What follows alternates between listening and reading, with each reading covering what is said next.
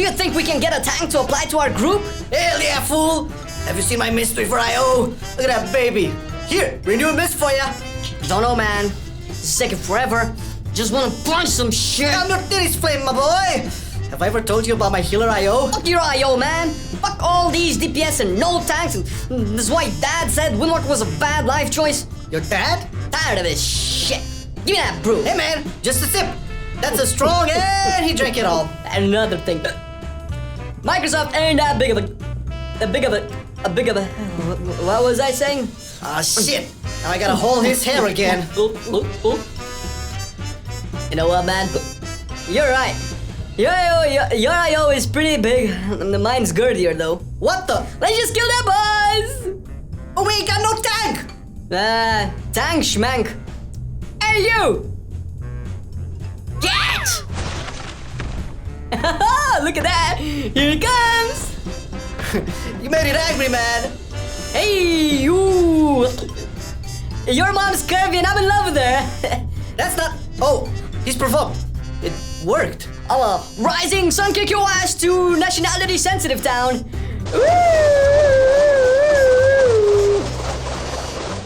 Oh shit, you got smacked hard! Wait a minute. How the fuck you not dying? Give me more brew. Brew. Purify. Yeah! How the fuck is he not dying? I don't feel the pain. Hey! Thankful! Hey, big IO guy! Look, no hands. Oh no, he's staggering and he's healed? I deny you harm! Man, this makes no sense. You a tank or what in tarnation? I want a tarnation your mama! That makes no sense. Listen guys, if there's a lesson that has to be learned today, is that in able to beat, tank your enemies, all you need to do is drinks. Learn about talents, rotation, covenants, gear, legendaries, and more! More brews! Hey man, why did your wife leave me? Shut up, stupid! No more brews for you!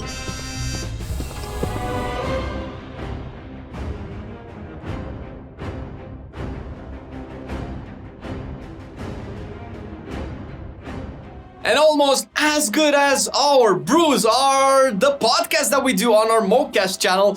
Yes, if for some reason you've missed them, they are no longer on our main channel, but we do have a special channel just for podcasts, and we have started a series that's been kicking it pretty high in gear, also on Wowhead, and that is the Breaking WoW podcast, which you can definitely check on our Mo Cast channel. And of course, we have podcasts on Spotify and all that kind of stuff. But check our channel, leave a like and subscribe if you like the podcast, if you want to get into depth with all the spec discussions or maybe just general game discussions about the systems, gearing, loot, raids, mythic plus affix, and a whole lot more.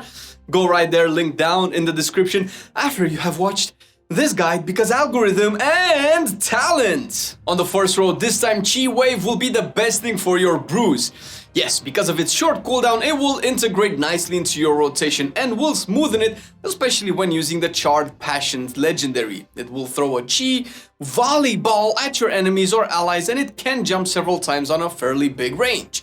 The only downside of this talent is that you cannot really control it after it was launched, but will still pump the most deeps. For AoE and Mythic Plus, or if the phase are your jam, then Hadouken, Chi Burst will be your default pick. You will hurl a dodgeball this time that will pass through your enemies and allies alike, dealing damage, marking them with your debuff, and heal your allies, not the enemies, because it makes no sense then. Note that for this talent, you can still dodge/parry whenever casting it, but you will still get pushed back and smacked, so, you know. If one extra button is too much, then you can play Beastmaster. Then you can go for the Eye of the Tiger.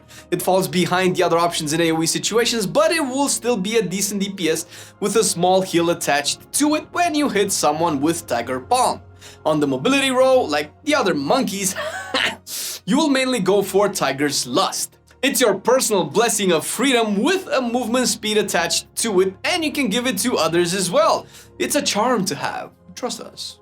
In a more passive way, you can go for the Chi Torpedo talent when you know you don't need to dispel slows and brutes. Just watch out, since this option will propel you for a longer distance and there's a higher chance of falling off the edges like Flame. Wait, no, not like... Fucking stop writing this shit! On the level 30 row, the people's favorite will be light brewing. This will be a good all-around talent that reduces the cooldown of your brews, but, and there's a big but, like your mama's.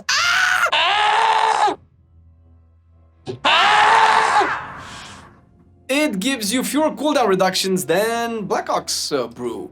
This talent is loved so much because, firstly, it is a passive, more forgiving than Blackhawk's brew, and it works very well with special delivery in dungeons. Blackhawk's brew can be used in both raids and dungeons, but more often in raids, and its cooldown is reduced by Cake, Smash, and Tiger Palm. This talent will give you anything, full energy, purifying brew charges, and resets the cooldown of Celestial Brew.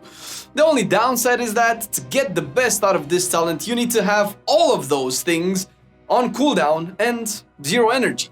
That can give you some headaches, so you know, up to you. In the utility row, you will have the handy dandy Ring of Peace. Like all the other monk specs, it does the same thing, keeps adds away from Sanguine, friendly players safe from fixates, or it can interrupt anything in its area by knocking back the enemy mobs. Alternatively, to the ring, you can go with the Summon Blackhawk's statue. The statue will taunt every add around, attacking it instead of you, and it gives you the ability to taunt the statue, forcing all of them to attack you. This is a unique talent that can be helpful to gather a lot of mobs and bring them all in at the same time. Next up, you'll have Bob and Weave, a very good all-around talent. It will increase your stagger duration by 3 seconds, bringing a decent damage reduction per second to stagger. Your healers will be happy that they can breathe a little while healing your ass, because you will be more resistant, especially in raids and high Mythic Plus keys. In raids, when you get used to predictable damage, and in low keys or with bugs, you can swap to Dampen Harm. Like all other monks, it works the same, an extra defensive cooldown that will reduce all of the damage you take up to half of it, with higher hits being reduced more. In the extra AoE talent row, Rushing Jade Wind will take the cake as the best overall talent. Another button to press, but it's a short cooldown and will make your rotation feel like a charm, and it will damage all enemies around you. In Mythic Plus, you can swap to Special Delivery. Yes! This will be a passive damage increase, making you toss a keg in the air that will fall close by, so you cannot really target it, but it's damage and it can overtake Rushing Jade Wind if used correctly. The downside to Special Delivery is that you can find yourself having trouble with Threat, as it will take a while till it hits, and you might find the need to use a Misdirect or Tricks of the Trade. Hunters and Rogues Banzai! On the last row, you will take High Tolerance as the best and only option here. It is simple, boring, yet very effective. Your stagger will be more powerful, and the haste provided will help you deal more damage, so you win everywhere. You can find some uses for Blackout combo if you are a Necro Monk, but usually it falls behind High Tolerance in the defensive department.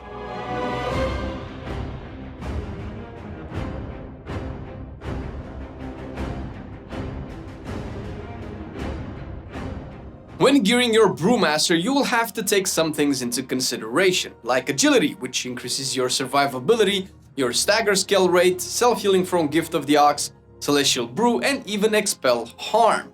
So high level will play a critical part into your stat choosing, bringing more agility, armor, and stamina to the table. When it comes to DPSing, versatility will take the cake, with crit very close by for the extra survivability you can get from them. Followed up with Mastery, a dodge increase on top of extra attack power, and lastly Haste, which will increase your energy generation and reduce the cooldown of Keg Smash, but still will be last on your desired list. For a more defensive Brewmaster, you might want to put Mastery way up, maybe at the same level as Versatility. When it comes to the enchants on your weapon, if you are using a two-handed weapon, usually go for the Celestial Guidance enchant for the extra agility in raids, and you can swap to Lightless Force for M+. When using two one-handed weapons, you can combine the Celestial Guidance one with Sinful Revelation for more single target damage, or use the Lightless Force one in AoE and Mythic Plus as your second choice. On your chest, go for the Eternal Stats enchant in high content, with the possibility of swapping to the Eternal Skirmish one in case you need more single target damage. And don't forget the temporary stamina increaser, the Heavy Desolate Armor Kit. If you want to be an agile motherfucking Brewmaster monk, don't forget to enchant those boots with eternal agility so you don't fall back in this department. For your cloak enchants, you can go for the Fortified Leech as a good all-around option. If you feel you need more AoE protection, you can swap to Fortified Avoidance. For your gems of choice, the Versatile Jewel Cluster will be your most balanced choice most of the time, with a crit counterpart very close to it. Same goes for the Ring Enchant with the Tenet of Versatility, a balanced choice with a crit counterpart very close in terms of performance. The flask of your choice should be the Spectral Flask of Power for the extra agility it will provide you with, translated into more damage and survivability. When choosing the potion you will use, go for the Spectral Agility Potion only on heavy AoE scenarios where a little more defensive power can help, and alternatively use Phantom Fire in single target situations with Shadow Core Oil on your weapons, of course, for the DPS synergy. For your food of choice, the Steak a la Mode or the crit counterpart will bring more value than the Feast of Gluttonous Hedonism, but don't hesitate to use the feast if your raid provides it, since free agility is best agility.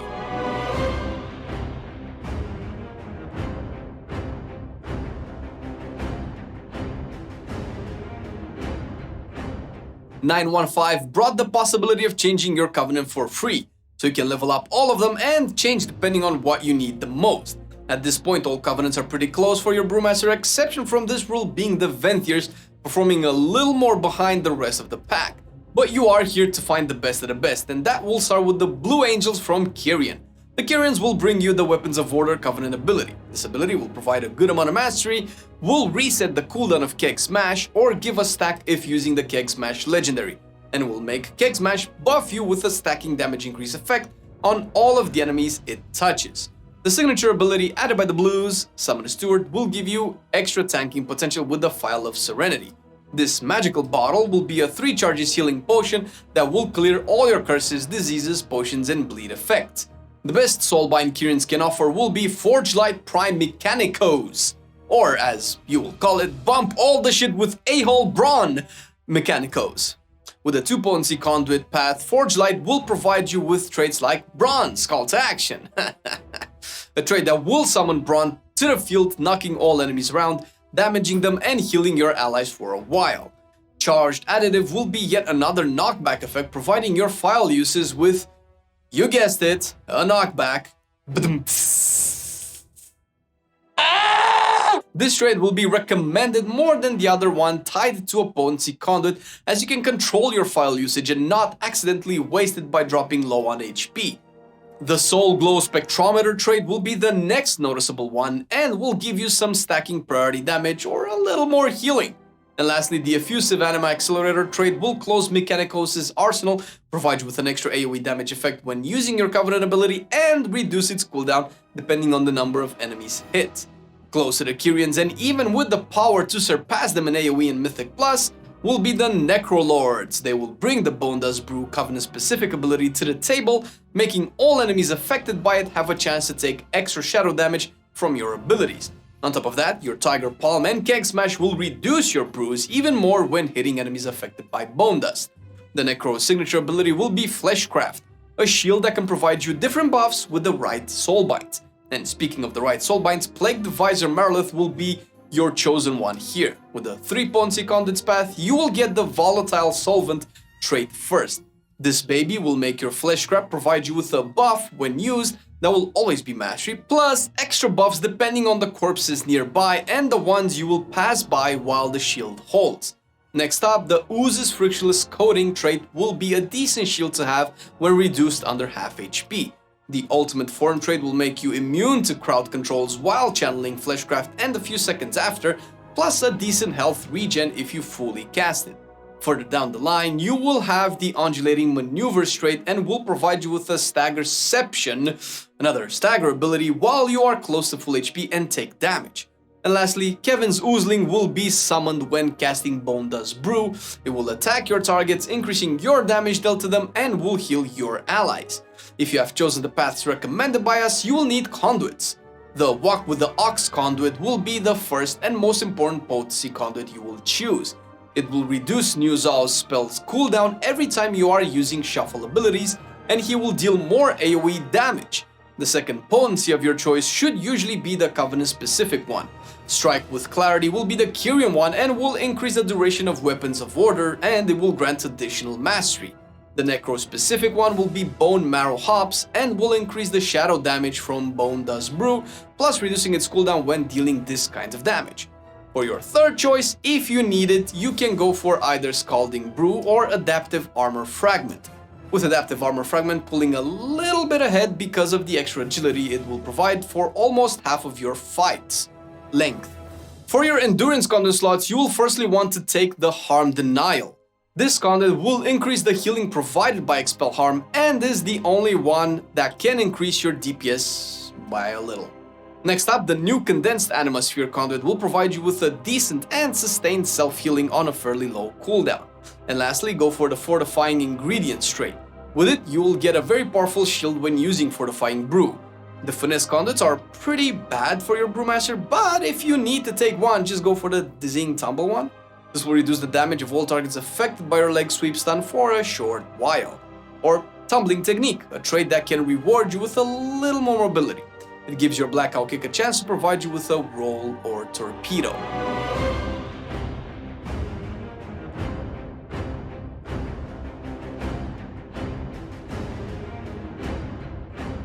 For your Trinket slots, you can go for the defensive ones with the Shard of Anhild's Aegis.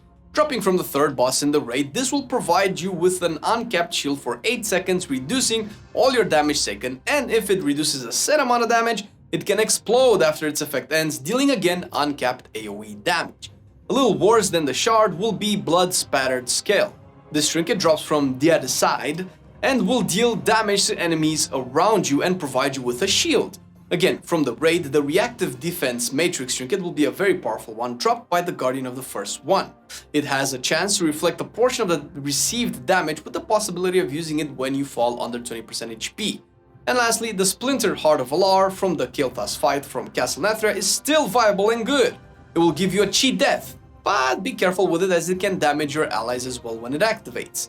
On the DPS side of things, you can get the Phial of Putrefaction from the Plaguefall dungeon while farming your weapons. This trinket has a chance to put a stacking dot on every target you touch. And finally, you can consider the Ticking Sack of Terror. Even though it only has 233 eye level, it's still a very powerful damage trinket from Tazavesh. The domination set you will use, till this patch is over and you can go to your much wanted tier set, will be the Blood Link Blood set, together with the damage shards Diz and Core, with the possibility of changing the last one for Zed in single target fights or for Kyr if you need a little more survivability. When not in Raid or Torghast or the mod, the domination sets won't work, so you can just go for the 3 damage shards, Core, Diz and Beck, with Jasp and a choice between Zed, a little more damage, or Kyr, a little more survivability. Again, for your legendary choice, you can go for Stormstout's Last Keg as the best all-around legendary. Build it on your waist slot to get 1 more Keg Smash charge and increase its damage by a fair amount. This legendary will shine more in Mythic Plus and AoE situations, but is still decent in raids. For raids and pure single target situations though, go for the Charred Passion one.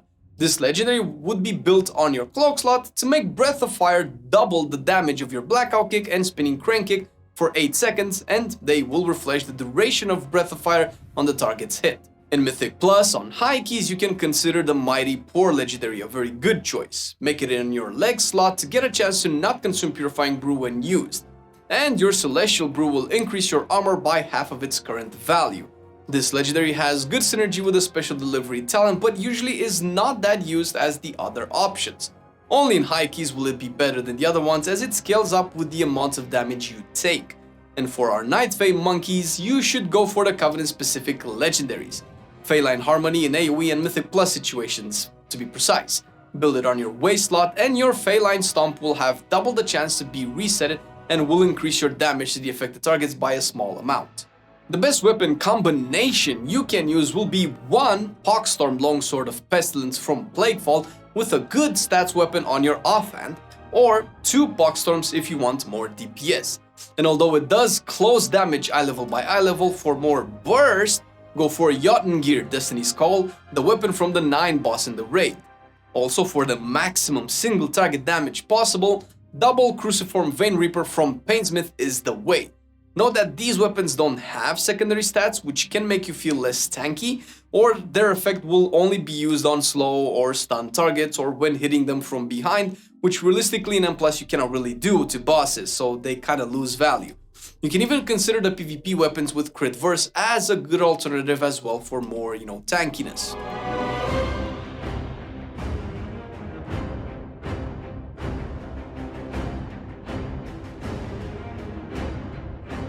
Your opener in single target situations will have you precast Rushing Jade Wind, Pool with Chi Wave, Keg Smash once with the Keg Legendary, Weapons of Order, Keg Smash twice with the Keg Legendary, Blackout Kick, and Breath of Fire.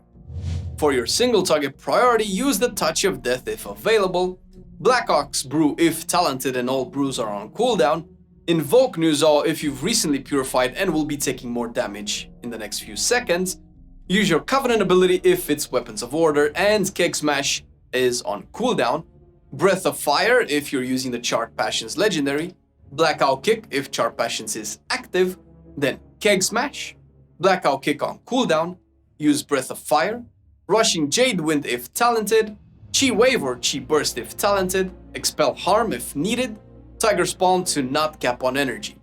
For your multi-target opener, precast Rushing Jade Wind, Pool with Chi Burst, Keg Smash twice, the Covenant specific legendary should be used here, and Keg again, Breath of Fire, Blackout Kick for Shuffle, Spinning Crane Kick, and that's about it. When it comes to the priority though, Touch of Death if available is first. Invoke Nuzal if you've recently purified and will be taking more damage soon. Weapons of Order next when Keg Smash is on cooldown, and then Keg Smash on cooldown, Breath of Fire on cooldown, Blackout Kick on cooldown, Rushing Jade Wind if talented also on cooldown, Chi Burst or Chi Wave if talented again on cooldown, Expel Harm if you need the healing, Spinning Crane Kick as a filler to prevent energy capping. As you are a tank, you will need to know how to use your defensive cooldowns as well. Firstly, keep your shuffle up with Keg Smash and Blackout Kick and Crane Kick. Blackout Kick on cooldown next, have the Breath of Fire debuff on as many targets as you can after Keg Smashing.